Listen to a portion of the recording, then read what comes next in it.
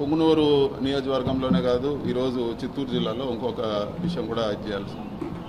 ఈ పదవులు కావాలంటే ఎంతసేపు పెద్దిరెడ్డి ఇట్లా అని మాట్లాడి ఏదో షో కొట్టే వాళ్ళకే ఈరోజు తెలుగుదేశంలో పదవులు వచ్చే పరిస్థితి అన్నీ కూడా చూస్తూ ఉన్నాము. ఈరోజు మాకు ఒక ఇన్ఛార్జ్ ఇచ్చారు, మొన్న ఎలక్షన్లో పోటీ చేసిన చల్లాబాబు అనే వ్యక్తి. ఆయన 89 నుంచి చూస్తూ ఉన్నాం. 89 నుంచి అధికారంలో చాలాసార్లు మేము అధికారంలో ఉన్నాము, వాళ్ళ పార్టీ అధికారంలో ఉన్నింది. ఇట్లాంటి చెత్త పనులు, ఇల్లులు కొట్టేది, చెట్లు నరికేది, ఆవులు దొంగతనం చేసేది, ఇలాంటి చెత్త పనులు ఎప్పుడు కూడా నియోజకవర్గంలో జరగలేదు.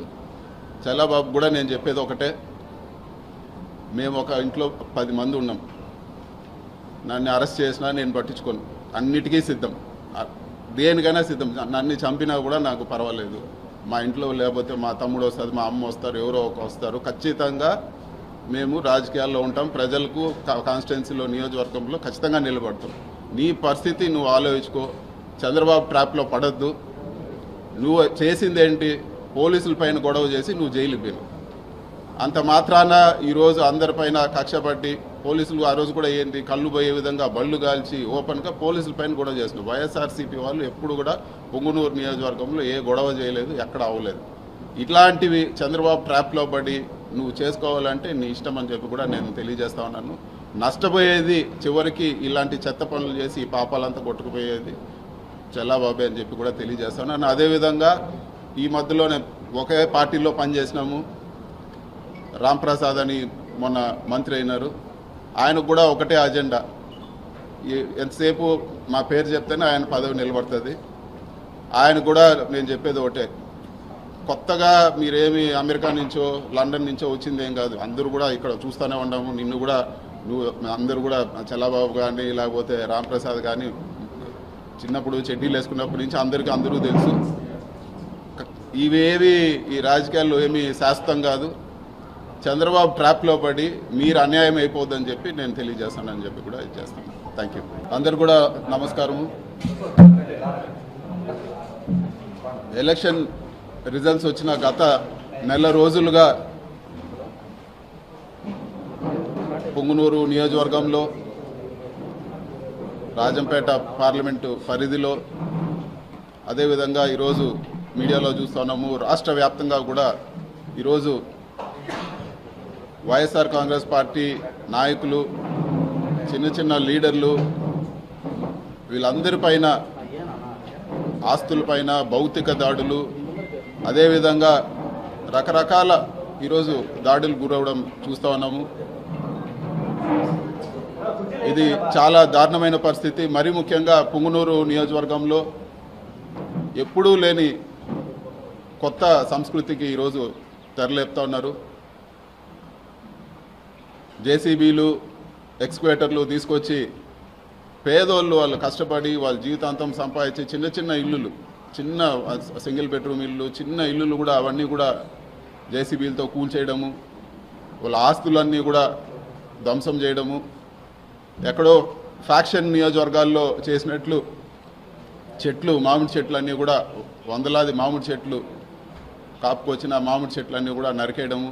ఈరోజు పొంగునూరు నియోజకవర్గంలో కానీ కోడూరు నియోజకవర్గంలో కానీ ఇవన్నీ కూడా ఒక మంచి సంస్కృతి కాదని చెప్పి కూడా నేను తెలియజేస్తా ఉన్నాను.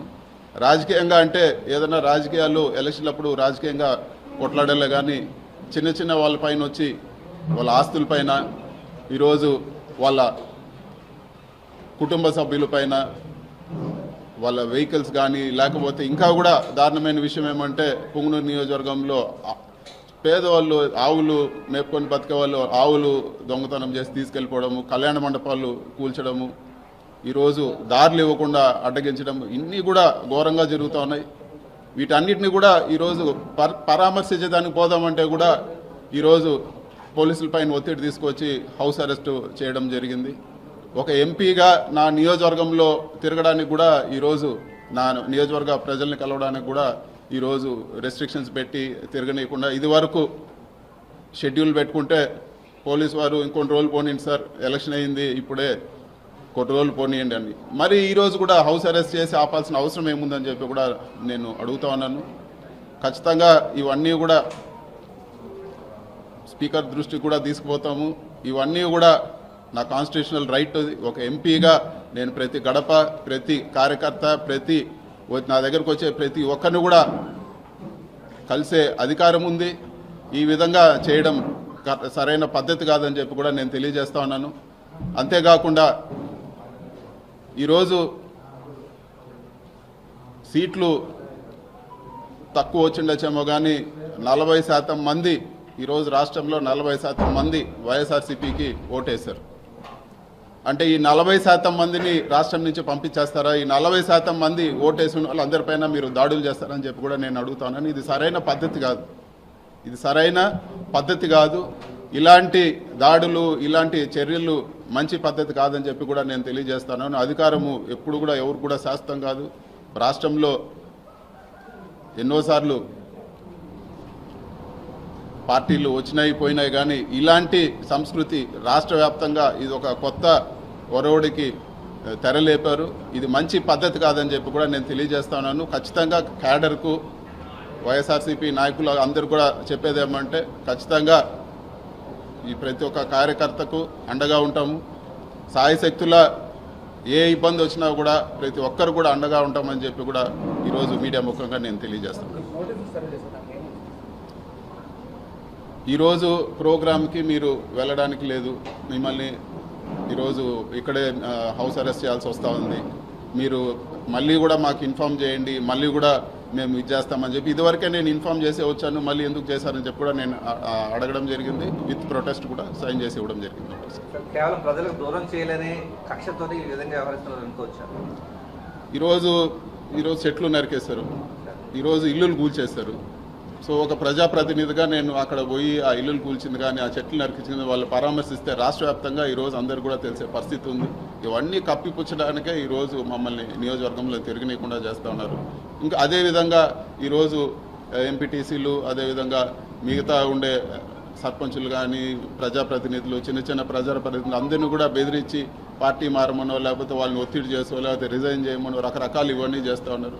ఇవన్నీ కూడా వాళ్ళకు ఒక ఓదార్పుగా కూడా వెళ్ళకూడదని చెప్పే ఒక కుట్రలో భాగంగానే ఈరోజు అధికారులపైన ఒత్తిడి తీసుకొచ్చి ఈరోజు గృహ నిర్బంధం చేయడం జరిగింది. పర్టికులర్గా పొంగనూరు నియోజకవర్గం సంబంధించి కౌన్సిలర్లకు సంబంధించి ఒత్తిడి తీసుకొచ్చి మరి పార్టీ మార్పిస్తూ ఉన్నారు, భౌతిక దాడులు చేస్తున్నారు. ఏ విధంగా చూడొచ్చు? ఇది ఒకటి. ఎప్పుడు కూడా ఒక 4 నాయకులు ఉన్నా, 4 నాయకులు పోయినా పెద్ద తేడా పడదు. ప్రజల్లో ఈరోజు వేయాలనుకుంటే ఖచ్చితంగా ఆ పార్టీకి గెలుస్తుంది. సో వీళ్ళు అనుకున్నట్లు ఏదో ఒక 4గురిని ఒత్తిడి చేసో, ప్రలోభాలు పెట్టో, బెదిరించో 4గురిని పార్టీ మార్చినంత మాత్రాన ఒరిగేది ఏం లేదు. ఈ 4 కాకపోతే ఇంకొక 4గురిని డెవలప్ చేస్తాం. ఇది వరకు 23 ఎమ్మెల్యేలు తీసుకుపోయి మళ్ళీ వైఎస్ఆర్ కాంగ్రెస్ పార్టీ అధికారంలోకి రావడం జరిగింది. ఆ 23 నియోజకవర్గాలు కూడా గెలవడం జరిగింది. ఇవన్నీ పెద్ద విషయం కాదు. ముఖ్యంగా ఈరోజు చాలా దాడులు జరుగుతున్నాయి. ఇల్లులు కూల్చడం ఇవన్నీ కూడా ఎప్పుడు లేదు. పొంగునూరు చరిత్రలో ఇల్లులు కూల్చడం అనేది ఎప్పుడు లేదు. పొంగునూరుకి ఇన్వెస్ట్మెంట్ వచ్చింది. బస్సుల ఫ్యాక్టరీ ఈరోజు జర్మనీ వాళ్ళు పెట్టడానికి వచ్చారు. ఈరోజు వాళ్ళు సందిగ్ధంలో పడ్డారు. పొంగునూరుకు నష్టమా లాభమా ప్రజలు ఆలోచించుకోవాలని చెప్పి కూడా నేను కోరుతున్నాను. ఇన్ని గొడవలు జరుగుతూ ఉండి ఫ్యాక్టరీ వెళ్ళిపోతే ఇంకెవరైనా పెట్టుబడులు పెడతారా పొంగునూరులో? ఈరోజు వాళ్ళు వచ్చి శంకుస్థాపనకు వచ్చి పూజ చేసి అన్నీ పోయి ఈరోజు వాళ్ళు ఒక సందిగ్ధంలో పడ్డారంటే ఈరోజు ఎంత దారుణంగా ఉందో పరిస్థితి అర్థం చేసుకోవాలని చెప్పి కూడా నేను తెలియజేస్తాను. పొంగునూరు నియోజకవర్గం పైన ఇదివరకు కూడా కక్ష కట్టారు.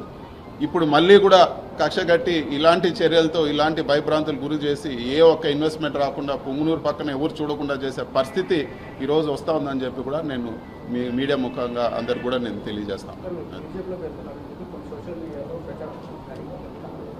అది బుద్ధి లేని వెధవలు చెప్తూ ఉంటారు. దాని గురించి పట్టించుకోవాల్సిన పని లేదు. దాని గురించి అసలు వివరణ ఇవ్వాల్సిన పని కూడా లేదు.